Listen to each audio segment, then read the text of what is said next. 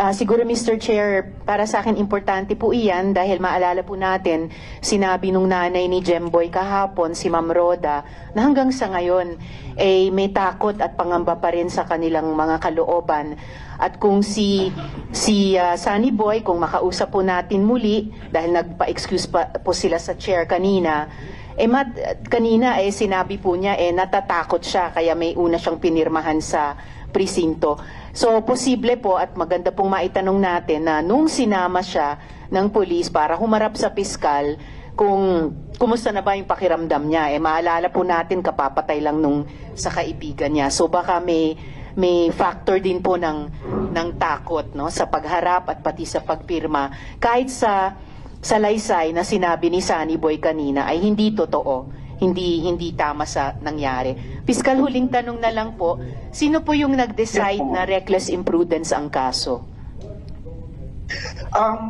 Ang pagdating kasi sa opisina namin, ma'am, yung complaint ay referral po yan galing sa police station ng Navotas City. So, sila po ang nag-determine doon sa referral kung ano yung ikinaso nila. Yun po ang ikinaso nila po, ma'am. So, police station Navotas ang nagdesisyon po na ang ikakaso ay reckless imprudence? Tama po, ma'am. Tama. Salamat po, Prosecutor. Salamat kaayo, Mr. Chair. Thank you, Senator Risa. Piskal, di ba, Senator. yes, after kayo mag-conduct ng preliminary investigation, ma-determine mo, meron kayong determination whether or not makang kulang itong homicide result, reckless imprudence resulting to homicide, baka pwede pa natin itong i-upgrade itong kaso na ito. Meron bang ganyang possibility at your level, at the prosecution level, sa'yo, sa piskal, pwede bang magawa nyo yan, yung ganon? Or kaya i-downgrade or i-upgrade yung recommendation coming from the police investigators?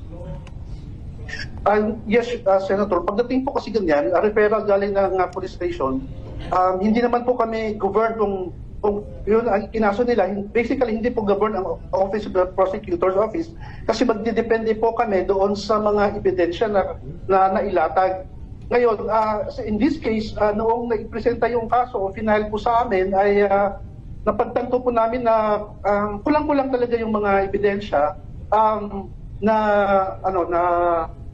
na isama para ma-determine kung ano ba talaga ang tamang kaso na maaring ikaso sa mga nabanggit na mga akusado.